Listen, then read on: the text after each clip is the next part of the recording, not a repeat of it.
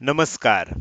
Share market Marathi या YouTube चॅनलवर आपल्या सर्वांचं हार्दिक स्वागत. आजच्या या व्हिडिओमध्ये आपण बुधवार दिनांक 3 एप्रिल 2024 साठीचं इंडेक्स व स्टॉकचं विश्लेषण करणार आहोत. मात्र या विश्लेषणाला सुरुवात करण्यापूर्वी आपल्या सर्वांना एक नम्र सूचना आहे, ती म्हणजे या व्हिडिओच्या डिस्क्रिप्शनमध्ये आपण शेअर मार्केट मराठीच्या व्हॉट्सअप, टेलिग्राम आणि फेसबुक ग्रुपच्या लिंक दिलेल्या आहेत. तुम्ही ते ग्रुप जॉईन करू शकता. त्याचसोबत आपण तिथे शेअर मार्केट मराठीच्या वेबसाईटची लिंक सुद्धा उपलब्ध करून दिलेली आहे. आपण आपल्या वेबसाईटला अवश्य भेट द्या. या महत्त्वाच्या सूचनेनंतर आता आपण आपल्या मूळ विषयाकडे परत येऊया आणि आज मंगळवारी मार्केटमध्ये कशा प्रकारे मूव्हमेंट झाली व उद्या बुधवारी कशा प्रकारे मूव्हमेंट होऊ शकते याचं विश्लेषण करण्यासाठी आपण डायरेक्टली चार्टवर आलेले आहोत. तुम्ही बघू शकता आज आपल्याला गॅप डाऊन ओपनिंग बघायला मिळालं आणि आपण काल जे विश्लेषण केलं होतं त्यामध्ये आपण वरच्या बाजूला ही लेवल सगळ्यात पहिल्यांदा इम्पॉर्टंट लेवल म्हणून दिलेली होती. वरच्या बाजूची इम्पॉर्टंट लेवल होती 47,650 ची. खालच्या बाजूची इम्पॉर्टंट लेवल आपण ही लेवल दिलेली होती 47,450 ची. आणि ज्या दिशेनं ब्रेकआउट होईल त्या दिशेनं आपल्याला एक मोठी मूव्हमेंट अपेक्षित होती.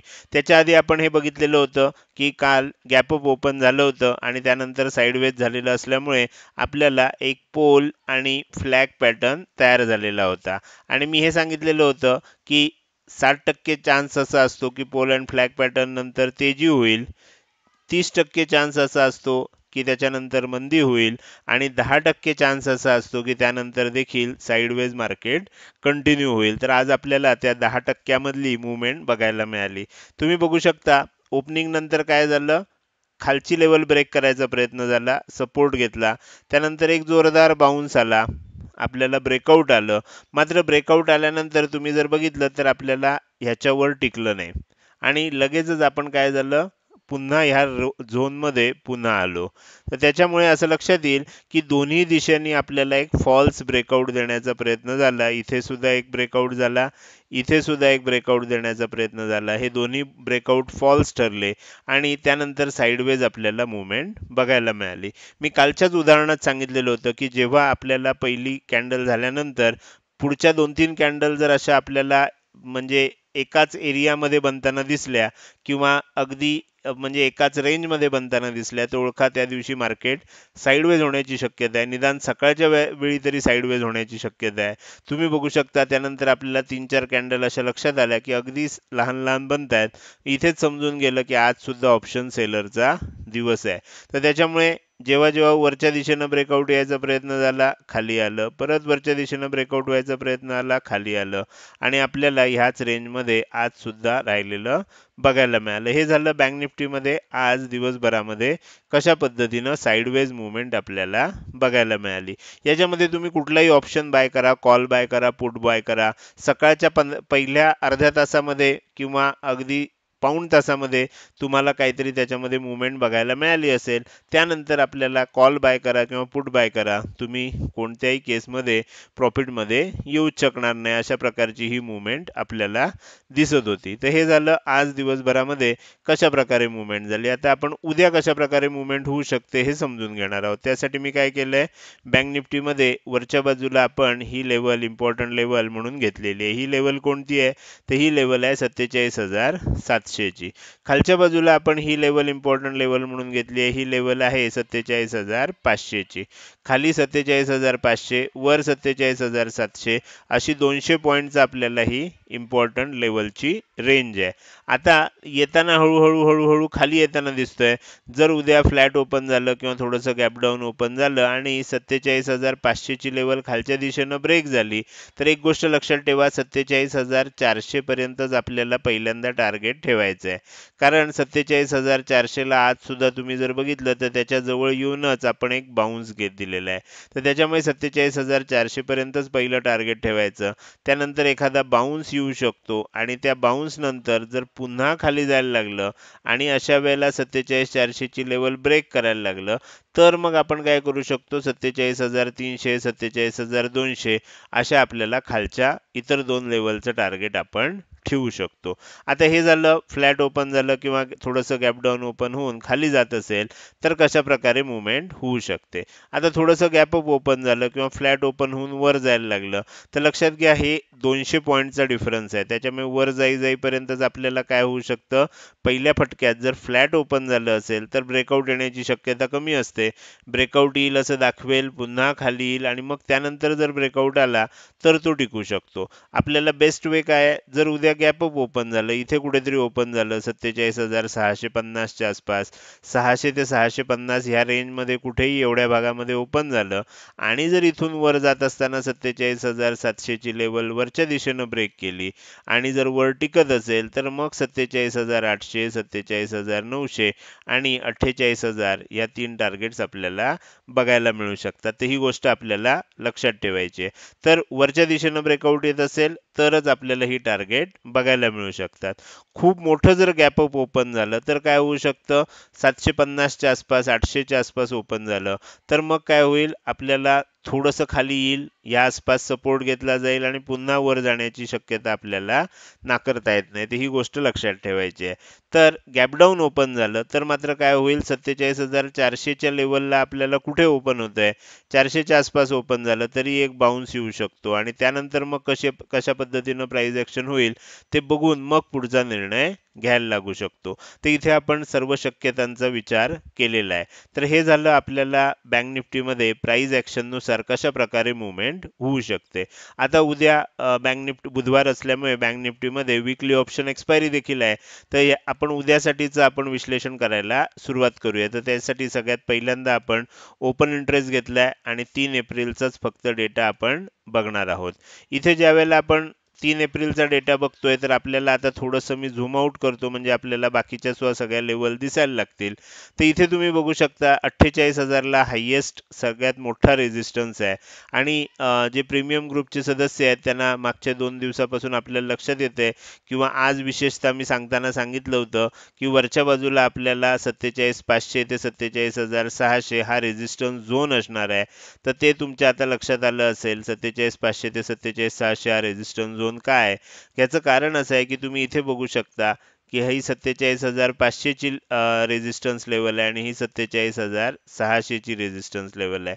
म्हणजे जर ही सगळ्यात जास्त मोठा रेझिस्टन्स असेल 48,000 ला तर त्याच्या खालोखाल 47,600 ला आणि त्याच्या खालोखाल 47,500 ला आहे. हा झोन जोपर्यंत ब्रेक करून 47,600 च्या वर टिकत नाही तोपर्यंत आपल्याला काय होणार नाही, मोठी मुवमेंट बघायला मिळणार नाही. 47,600 च्या वर प्रॉपर पद्धतीनं टिकलं, ब्रेकआउट येत असेल तर मग काय होऊ शकतं, मग ह्या दोघांमध्ये शॉर्ट कव्हरिंग बघायला मिळू शकते आणि मग त्या जोरावर आपण 48,000 च्या दिशेनं वाटचाल करू शकतो. तसं झालं नाही तर मग आपल्याला सपोर्ट कुठे कुठे आहे बघा. तर सगळ्यात मोठा आणि सगळ्यात चांगला सपोर्ट आपल्याला खूप खाली आहे, 47,000 ला आहे. त्याच्यानंतर सगळ्यात जास्त सपोर्ट 47,500 ला आहे आणि त्याच्यानंतर 47,600 ला आहे. तर ही गोष्ट सुद्धा आपल्याला लक्षात ठेवायची आहे की 47,600 ला सुद्धा अजून 47,600 च्या आपण खाली क्लोजिंग दिलंय तरी 47,600 ला आपल्याला 3 नंबरचा सर्वात मोठा ओपन इंटरेस्ट आहे पुटचा. तर त्याच्यामुळे काय होऊ शकतं, वर जाण्याची शक्यता सुद्धा नाकारता येत नाही. मात्र जर खाली यायला लागलं तर काय होईल, इथनं जर खाली यायला लागलं आणि 47,400 च्याही खाली जर जायला लागलं तर मग हे 47,600 चे किंवा 47,500 चे हे सगळे जे ओपन इंटरेस्ट आहेत हे लॉंग अनवाइंडिंग करायला लागतील, कारण यांनी लॉंग पोझिशन घेतलेले आहेत. त्या अनवाइंडिंग करायला लागतील आणि मग अशा वेळेला आपण आणखीन खालच्या दिशेनं जाऊ शकतो. तर ही गोष्ट आपल्याला इथे लक्षात घ्यायची. हे झालं ओपन इंटरेस्ट अनालिसिस, कुठे सपोर्ट दिसतोय, कुठे रेझिस्टन्स दिसतोय, कोणत्या लेवल ब्रेक झाल्या तर आपल्याला शॉर्ट कव्हरिंग येऊ शकतं. 47,700 च्या वर टिकत असेल तर मग इथे शॉर्ट कव्हरिंग येऊ शकतं किंवा 47,400 च्या खाली जात असेल तर इथे लॉंग अनवाइंडिंग होऊ शकतं आणि मग मोठी मुवमेंट आपल्याला बघायला मिळू शकते. तर ह्या गोष्टी आपल्याला लक्षात ठेवायच्या आहेत. आता आपण बघूया चेंज इन ओपन इंटरेस्ट मध्ये आपल्याला आज काय पोझिशन तयार झाल्यात ते दिसतंय. तुम्ही इथे जर बघितलं तर तुमच्या लक्षात येईल अगदी थोड्या थोड्या प्रमाणात इथे शॉर्ट कव्हरिंग झालेलं दिसतंय. अगदी वर थोडंसं एका स्ट्राईक प्राइसला आपल्याला इथे लॉंग अनवाइंडिंग झालेलं दिसतंय, खाली सुद्धा थोडंसं लॉंग अनवाइंडिंग झालेलं दिसतंय. आज सगळ्यात जास्त तुम्ही जर बघितलं तर 48,000ला कॉल रायटिंग झालंय. म्हणजे आज ज्यांनी हे कॉल राईट केलेत किंवा कॉल सेल केलेत, त्यांचं असं म्हणणं आहे की 48,000 पर्यंत बँक निफ्टी पोहोचणार नाही.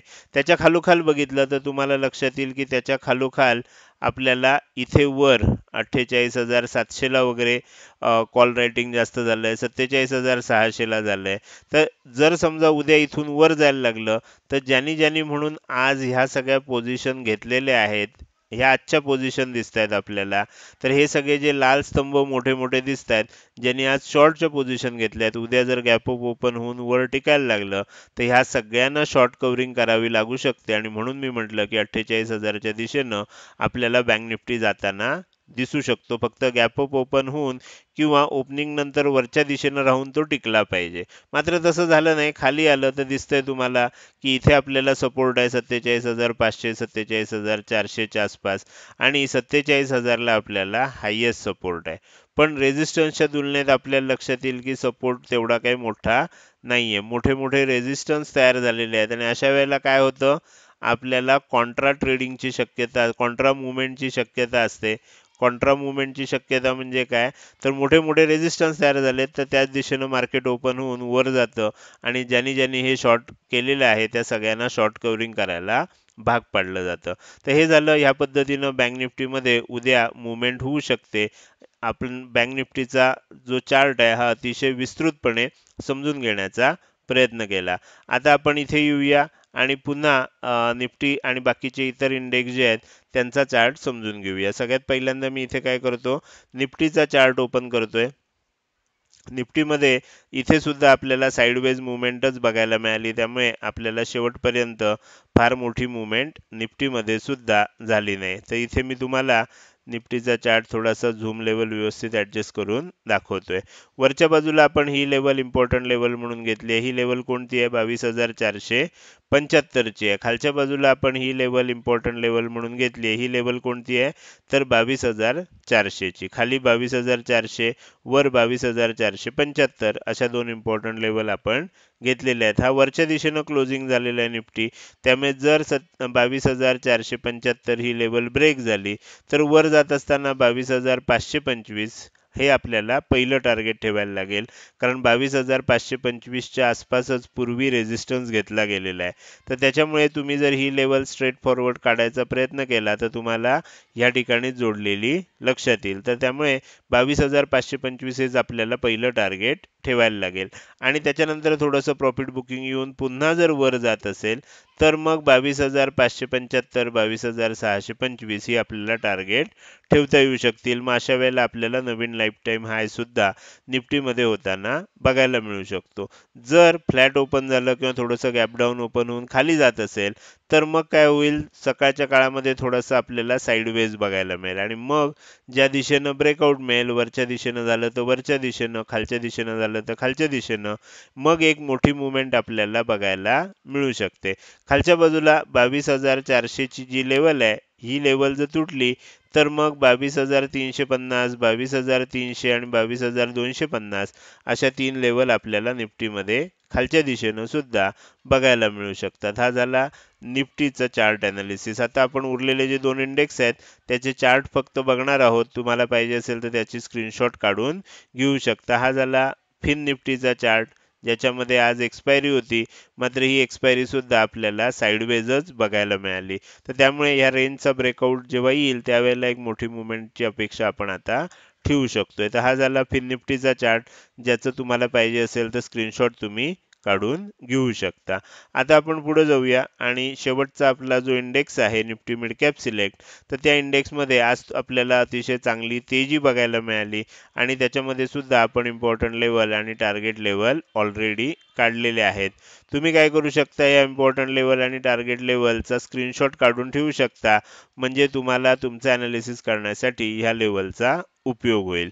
तर हे झालं इंडेक्सचं अनालिसिस. आता आपण पुढे जाणार आहोत आणि त्यानंतर स्टॉकचं अनालिसिस करायला सुरुवात करणार आहोत. तर मी त्यासाठी पुन्हा एकदा तुम्हाला चार्टवर घेऊन येतोय. सगळ्यात पहिल्यांदा स्टॉकचं ॲनालिसिस करण्यासाठी टाइम फ्रेम जी आहे ही आपण डेली टाइम फ्रेम वापरणार आहे. झूम लेवल थोडे ॲडजस्ट करणार आहे आणि मी आता तुमच्यासाठी जे काही स्टॉक काढले ते तुम्हाला एक एक करून दाखवायला सुरुवात करतो. सगळ्यात पहिल्यांदा जो स्टॉक काढलेला आहे त्याचं नाव आहे BEL, Bharat electronics. Bharat electronics ही सरकारी कंपनी आहे, ज्याच्यामध्ये आपण बघू शकता की मागच्या काही दिवसांपूर्वी आपल्याला इथे एक हाय बनल्यानंतर एक मोठं सेलिंग आलं होतं आणि त्याच्यानंतर हा जो सपोर्ट झोन आहे इथे थोडंसं कॉन्सॉलिडेशन झालं आणि ज्या पद्धतीनं आपल्याला सेलिंग आलं होतं त्याच पद्धतीनं म्हणजे व्ही शेप आपल्याला रिकव्हरी बघायला मिळते आणि ही रिकव्हरी आपल्याला येत असताना पूर्वी बनवलेला जो हाय होता हा BEL मध्ये आता ब्रेक झालाय. आता काय होऊ शकतं, आणखीन थोडंसं वर जाऊ शकतं, एक हाय बनवू शकतं, परत लेवल टेस्ट करायला खाली येऊ शकतं आणि इथून जर पुन्हा वर जाणार असेल तरच आपण असं म्हणू शकतो की येणाऱ्या काळामध्ये आपल्याला आणखीन वर BEL या स्टॉकमध्ये किंमत जाताना बघायला मिळू शकते. 250च्या दिशेनं ती किंमत मग जाऊ शकते. मात्र असं झालं नाही, वर आलं नाही तर काय होईल, इथनं जर खाली जायला लागलं तर मग हा जो ब्रेकआउट आलेला होता हा फेल झाला असं आपण समजू शकतो आणि त्याचं सुद्धा एक मोठी मूवमेंट आपल्याला बघायला मिळते. तर BEL मध्ये आपल्याला ब्रेकआउट किंवा ब्रेकआउट फेल्युअर अशापैकी कोणत्याही एका सिनारिओचं आपल्याला आता शक्यता आहे. आपण पुढे जाऊया. JSW एनर्जी हा आपण कालच बघितलेला स्टॉक आहे. काल मी तुम्हाला दाखवलं होतं की इथे बघा कशा पद्धतीनं ब्रेकआउट आलं होतं. मात्र इथे बेअरिश एन्गल्फिंग पॅटर्न झाल्यामुळे जर हा लो तुटला असता तर आपल्याला एक सेलिंग कंटिन्यू झालं असतं. मात्र आज काय झालं बघा, बेअरिश एन्गल्फिंग पॅटर्न होऊन सुद्धा आज गॅप अप ओपन झाली आणि आपण वर जाऊन क्लोज दिलंय. आता ही जी कॅन्डल बघितली तर तुम्हाला लक्षात येईल की जवळजवळ ओपन इक्वल टू लो आणि क्लोज इक्वल टू हाय आहे. म्हणजे ओपनिंग पासून क्लोजिंग पर्यंत पूर्ण तेजीच होत होती. त्यामुळे आता काय झालंय बघा, ब्रेकआउट आला, लेवल टेस्ट करायला आपल्याला खाली आलो होतो आपण आणि आता ब्रेकआउट पुन्हा करतोय. तर ह्या अशा पद्धतीनं आपल्याला ह्या आसपास काय करू शकलो असतो आपण, इथे बाईंगचा विचार करता आला असता.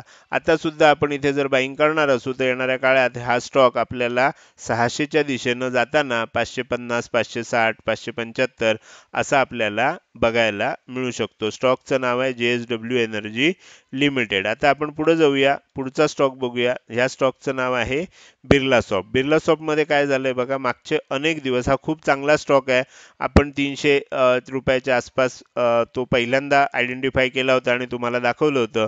त्यानंतर त्या स्टॉकनं जवळजवळ 860 रुपयापर्यंत मजल मारली होती आणि त्यानंतर आता पहिल्यांदाच एक मोठं आपल्याला प्रॉफिट बुकिंग बघायला मिळतंय. आता ह्या प्रॉफिट बुकिंगमध्ये काय झालं बघा, सेलिंग झालं, हा एक लो बनला, पुन्हा एक तेजी झाली, पुन्हा एक लो बनवून आपण आता डब्ल्यू पॅटर्न म्हणून ब्रेकआउट देण्याचा प्रयत्न करतोय. इथे काय झालं होतं बघा, इथे सुद्धा ब्रेकआउट मिळालेलं होतं. नेहमी लक्षात ठेवा, कोणती अशी लेवल असो किंवा अशी लेवल असो, ब्रेकआउट मिळाल्या मिळाल्या एंट्री घ्यायची नाही, कारण त्यानंतर तो लेवल टेस्ट करायला खाली येतो आणि पुन्हा जेव्हा वर जात असतो त्यावेळेला आपल्याला ह्या ठिकाणी एंट्री घ्यायची असते.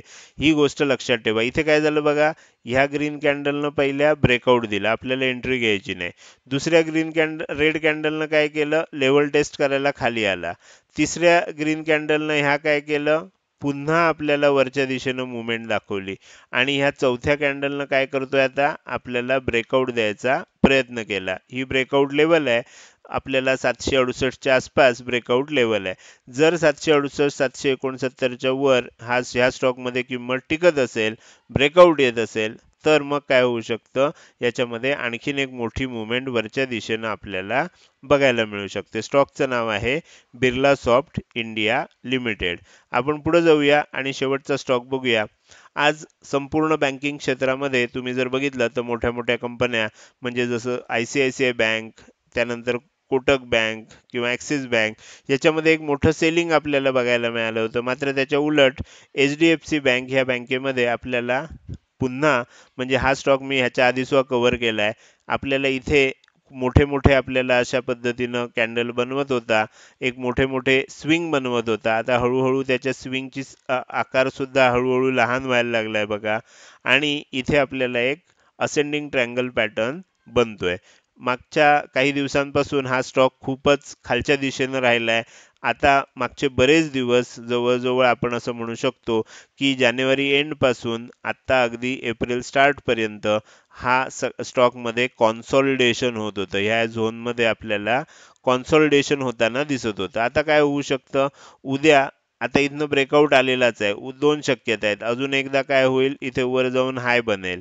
त्यानंतर पुन्हा लेवल टेस्ट करायला खाली येईल आणि पुन्हा जर वर जात असेल आणि हा बनलेला हाय ब्रेक करत असेल, तर ह्या स्टॉकमध्ये आपल्याला एक चांगली संधी येणाऱ्या काळामध्ये बघायला मिळू शकते. एचडीएफसी बँक बरेच दिवसापासून 1475 रुपयाच्या आसपास एक रेझिस्टन्स होता, तो ब्रेक करत नव्हता. आज अखेर तो ब्रेक करून वरच्या दिशेनं क्लोजिंग दिलेलं आहे. स्टॉकचं नाव आहे एचडीएफसी बँक लिमिटेड. तर हे झालं 4 इंडेक्स बरोबरच 4 स्टॉकचं विश्लेषण. हे विश्लेषण तुम्हाला कसं वाटलं? हे जर विश्लेषण तुम्हाला आवडलं असेल तर नक्कीच तुम्ही या व्हिडिओला एक लाईक करू शकता आणि कसं वाटलं हे कमेंट सेक्शनमध्ये टाईप करून सांगायला अजिबात विसरू नका. लक्षात ठेवा, तुमची एक लाईक आणि एक चांगली कमेंट हीच माझ्यासाठी प्रेरणा असते, ज्याच्या सहाय्यानं रोजच्या रोज हे विश्लेषणाचे व्हिडिओ मी बनवत असतो. त्यामुळे व्हिडिओ आवडला असेल तर नक्की लाईक करा. कसा वाटला ते कमेंट सेक्शनमध्ये टाईप करून सांगायला अजिबात विसरू नका. आणि हा व्हिडिओ तुम्ही अजूनपर्यंत बघताय आणि अजूनही जर तुम्ही शेअर मार्केट मराठी या आपल्या यूट्यूब चॅनलला सबस्क्राईब केलं नसेल तर कृपया सबस्क्राईब करा आणि शेजारी असणाऱ्या बेल आयकनला क्लिक करून ऑल असं नोटिफिकेशन निवडा, म्हणजे इथून पुढे रोजच्या रोज येणारे हे विश्लेषणाचे व्हिडिओ मी अपलोड केल्या केल्या तुम्हाला विनाविलंब बघता येतील. आजच्या व्हिडिओमध्ये मी इथेच आपली रजा घेतोय. धन्यवाद.